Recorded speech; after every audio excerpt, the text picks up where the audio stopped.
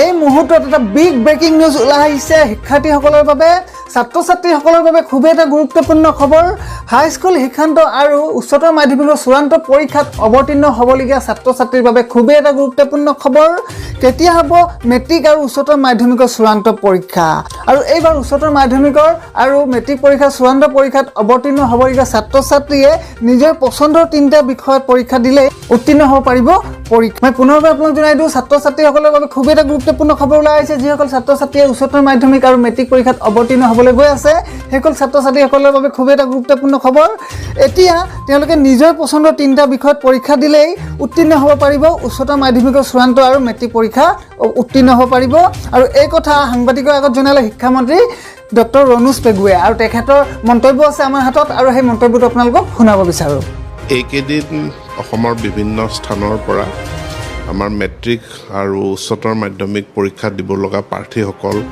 তেখেতসকলৰ অভিভাৱকসকলৰ পৰা মোলৈ বহু ফোন আহিছে আৰু সেই পৰিপ্ৰেক্ষিততে আজি মই সেবাৰ কাৰ্যালয়ত উপস্থিত হৈ অধ্যক্ষ আৰু সচিব ডাঙৰীয়াৰ লগত এই পৰীক্ষা অনুষ্ঠিত কৰা বিষয়খিনি আলোচনা কৰোঁ ইয়াৰ আগতো মই দায়িত্বভাৰ লোৱাৰ পাছতো আমি বিষয়খিনি আলোচনা কৰিছিলোঁ পৰীক্ষা অনুষ্ঠিত কৰিব পৰা নোৱাৰাটো সম্পূৰ্ণৰূপে নিৰ্ভৰ কৰিব আমাৰ কোভিড পৰিস্থিতিটো ইয়াৰ অৱনতি উন্নতি ঘটে ইয়াৰ পৰিস্থিতিটোৰ উন্নতি ঘটাবৰ কাৰণে আমাৰ ইনফেকশ্যনৰ পাৰ্চেণ্টেজটো আমাৰ পজিটিভিটিটো আমি কমাবৰ কাৰণেই চৰকাৰখনে এটা এলানি বিধি ব্যৱস্থা গ্ৰহণ কৰিছে যাৰ কাৰণে আজিৰ পৰাতো 12টা বজাৰ পৰাই কাৰফিউ প্ৰৱৰ্তন কৰিছে গতিকে যিখিনি বিধি দিছে সেইখিনি সকলো ৰাইজে সুন্দৰভাৱে মানি চলিলে পৰিস্থিতিটোৰ আমি আশাবাদী উন্নতি হ'ব আৰু উন্নতি হ'লে পৰীক্ষা পতাৰ কাৰণে আমাৰ বিভাগ সম্পূৰ্ণৰূপে সাজু হৈ আছে আমি 15 দিনৰ নটিছৰ ভিতৰত আমি পৰীক্ষা পাতিবৰ কাৰণে আমি সম্পূৰ্ণৰূপে সষ্টম হৈ আছোঁ কিন্তু তাৰ কাৰণে আমাক স্বাস্থ্য বিভাগৰ অনুমতি লাগিব স্বাস্থ্য বিভাগৰ গাইডলাইন লাগিব গতিকে কোনো সিদ্ধান্ত এই মুহূৰ্তত হোৱা নাই আমি প্ৰতি মিনিট বাই মিনিট গোটেই পৰিস্থিতিটো আমি পৰ্যবেক্ষণ কৰি আছোঁ আৰু পৰিস্থিতিৰ উন্নতি ঘটিলে আমি 10টা বা 12টা দিন সময় লৈ পেলাই ইমান সময়ৰ ভিতৰতে আমি পৰীক্ষা যাতে অনুষ্ঠিত কৰিব পাৰোঁ তাৰ কাৰণে আমি সকলো বিভাগ আমাৰ পৰিষদ আমাৰ সেৱা আমি সষ্টম হৈ আছোঁ মেট্ৰিক আৰু হায়াৰ ছেকেণ্ডেৰী দুয়োটা পৰীক্ষা কাৰণ দুয়োটা পৰীক্ষা একেলগে অনুষ্ঠিত হ'ব এদিন মেট্ৰিকৰ পৰীক্ষা হ'লে তাৰ পিছৰ দিনটো হায়াৰ ছেকেণ্ডেৰী হ'ব আকৌ তাৰ পিছৰ দিনটোত মেট্ৰিকৰ পৰীক্ষা অনুষ্ঠিত হ'ব প্ৰয়োজন সাপেক্ষে মেট্ৰিকত যিহেতু 6খন পেপাৰত পৰীক্ষা দিব লাগে সেইটো আমি কমাই 3খনলৈ আনিম ষ্টুডেণ্টৰ চইচৰ ওপৰত নিৰ্ভৰ কৰি পেলাই বা হায়াৰ ছেকেণ্ডেৰীটো তেনেকুৱা সেইটো মই কৈছোঁ যে এইটো এতিয়া প্ৰস্তাৱৰ ওপৰত আছে আৰু গোটেই প্ৰতিচ্ছবিখন স্পষ্ট হ'ব অহা 25 মে'ৰ ভিতৰত প্ৰতিচ্ছবিখন স্পষ্ট হ'ব যে আমি অৱনতিৰ ফালে গতি কৰিছোঁ নে উন্নতিৰ ফালে গতি কৰিছোঁ মই খুব সাংঘাতিকভাৱে মই আশাবাদী পৰিস্থিতিৰ উন্নতি হ'ব আমাৰ নেতৃত্ব খুব সুন্দৰভাৱে আমি কাম কৰি আছোঁ আৰু উন্নতি হোৱাৰ লগে লগে আমি পৰীক্ষাটো আমি পাতিবৰ কাৰণে আমি সষ্টম হৈ আছোঁ আমি ছাত্ৰ ছাত্ৰীসকলৰ প্ৰতি অভিভাৱকসকলৰ প্ৰতি আমি দায়বদ্ধ আজি দ্বিতীয়টো খবৰ এটা গুৰুত্বপূৰ্ণ খবৰ এটা ডাঙৰ খবৰ ওলাই আহিছে স্থায়ী অস্থায়ী বুলি কোনো ভেদ নাই কণ্টেইনমেণ্ট জোনত থকা সকলো শ্ৰমিকে লাভ কৰিব চৰকাৰী সাহায্য সঞ্জয় কিষাণে যোৱাকালি এই মন্তব্য কৰে লগতে ইয়াকো সদৰি কৰে যে কৰোনাৰ পৰিস্থিতি অতি ভয়াৱহ হ'লে বাগিচা বন্ধ হোৱাৰ সম্ভাৱনা আছে অতিকৈ এটা গুৰুত্বপূৰ্ণ মন্তব্য আগবঢ়াইছে সঞ্জয় কিষাণে যদি কোভিড পৰিস্থিতি ভয়াৱহ হয় তেনে ক্ষেত্ৰত বাগিচাসমূহ বন্ধ হোৱাৰ সম্ভাৱনা বুলি তেওঁ মন্তব্য কৰে উজনি অসমৰ বহু বাগিচাত কৰোনাই গণ সংক্ৰমণ লাভ কৰাৰ পাছত অসম চৰকাৰৰ প্ৰতিগৰাকী মন্ত্ৰী বিধায়ক সষ্টম হৈ পৰা দেখা গৈছে তিনিচুকীয়াৰ বিধায়ক তথা অসম চৰকাৰৰ শ্ৰম নিয়োগ আৰু চাহ জনগোষ্ঠী কল্যাণ দপ্তৰৰ কেবিনেট মন্ত্ৰী সঞ্জয় কিষাণে যোৱাকালি বোকাখাতত উপস্থিত হৈ বাগিচাসমূহত কৰোনাৰ গণ সংক্ৰমণৰ বিষয়টোত উদ্বেগ প্ৰকাশ কৰে বোকাখাতৰ নুমলীগড় বাগিচাত 79জন আৰু বৰচাপৰি বাগিচাত 27জন কোভিড ৰোগী চিনাক্ত হোৱাৰ পাছত প্ৰশাসনে কণ্টেইনমেণ্ট জোন হিচাপে ঘোষণা কৰিছে কণ্টেইনমেণ্ট জোন হিচাপে চিহ্নিত বাগিচাসমূহৰ কোভিড আক্ৰান্ত সকলো শ্ৰমিককে চৰকাৰে খাদ্য সামগ্ৰী আৰু সাহায্য প্ৰদানৰ আশ্বাস প্ৰদান কৰে মন্ত্ৰীগৰাকীয়ে। অনাগত দিনত বাগিচাৰ মালিক আৰু শ্ৰমিক সংঘৰ লগত আলোচনাত মিলিত হৈ কোভিড পৰিস্থিতি মোকাবিলা কৰিবলৈ বিহিত ব্যৱস্থা গ্ৰহণ কৰিব চৰকাৰে। এতিয়া আগবাঢ়ো আজিৰ পৰৱৰ্তী গুৰুত্বপূৰ্ণ খবৰটোলৈ। কোভিড পৰিস্থিতিৰ ওপৰত উপায়ুক্ত আৰু আৰক্ষী অধীক্ষকসকলৰ সৈতে মুখ্যমন্ত্ৰীৰ বৈঠক। উপায়ুক্ত আৰু আৰক্ষী অধীক্ষকসকলৰ সৈতে ভিডিঅ' কনফাৰেন্সৰ জৰিয়তে ৰাজ্যৰ কোভিড পৰিস্থিতিৰ পৰ্যালোচনা কৰিলে মুখ্যমন্ত্ৰী ডক্টৰ হিমন্ত বিশ্ব শৰ্মাই। গভীৰ নিশাও সংকটজনক কোভিড ৰোগীসকলক যাতে উপযুক্ত চিকিৎসা সেৱা আগবঢ়োৱা সুনিশ্চিত কৰিব পাৰি তাৰ স্বাৰ্থত নিয়মীয়াকৈ জিলা চিকিৎসালয়সমূহ পৰিদৰ্শন কৰিবলৈ উপায়ুক্তসকলক মুখ্যমন্ত্ৰীয়ে নিৰ্দেশ দিয়ে। প্ৰতিখন জিলাতে একোগৰাকী অতিৰিক্ত উপায়ুক্তক টীকাকৰণ কেন্দ্ৰসমূহৰ দায়িত্ব ন্যস্ত কৰিবলৈ মুখ্যমন্ত্ৰীয়ে নিৰ্দেশ দিয়ে। মহামাৰী সংক্ৰমণ প্ৰতিৰোধৰ স্বাৰ্থত কণ্টেইনমেণ্ট জোনসমূহত জাৰি কৰা বাধা নিষেধসমূহ কটকটীয়া কৰি তুলিবলৈ আৰক্ষী অধীক্ষকসকলক মুখ্যমন্ত্ৰী ডক্টৰ হিমন্ত বিশ্ব শৰ্মাৰ নিৰ্দেশ। এই সংকটৰ সময়ত জনসাধাৰণলৈ মানৱীয় দৃষ্টিভংগীৰে সৰ্বোৎকৃষ্ট সেৱা আগবঢ়োৱাৰ ওপৰত মুখ্যমন্ত্ৰী গুৰুত্ব আৰোপ কৰিছে। এই মুহূৰ্তত পুনৰবাৰ এটা বিগ ব্ৰেকিং নিউজ ওলাই আহিছে। ৰাজ্যত শুকুৰবাৰৰ পৰা বন্ধ হ'ব আন্তঃজিলা যাতায়াত। কোভিডৰ ভয়াৱহ পৰিস্থিতিৰ প্ৰতি লক্ষ্য ৰাখি এই সিদ্ধান্ত লৈছে ৰাজ্য চৰকাৰে। আজি আনুষ্ঠানিক ঘোষণা কৰিব ৰাজ্য চৰকাৰে আৰু এই কথা সদৰি কৰিছে স্বাস্থ্যমন্ত্ৰী কেশৱ মহন্তই। আৰু স্বাস্থ্যমন্ত্ৰীগৰাকীৰ ভাষ্য আছে আমাৰ হাতত। স্বাস্থ্যমন্ত্ৰীগৰাকীয়ে সংবাদ মাধ্যমৰ আগত কি কৈছে শুনোৱা হওক। কৰিবৰ কাৰণে আৰু কিছু ব্যৱস্থা আমি গ্ৰহণ কৰিছোঁ। আজি আপোনালোকে দেখিছে 12 বজাৰ পৰা কাৰ্ফিউ হৈছে আৰু অন্যান্য কিছু ব্যৱস্থা লোৱা হৈছে আৰু প্ৰয়োজন হ'লে অতি সোনকালে আমি চিন্তা কৰিছোঁ যে ইণ্টাৰ ডিষ্ট্ৰিক্ট কমিউনিকেশ্যনটো আমাৰ বন্ধ হ'ব কিছুদিনৰ কাৰণে আৰু সেইটোৰ সম্পূৰ্ণ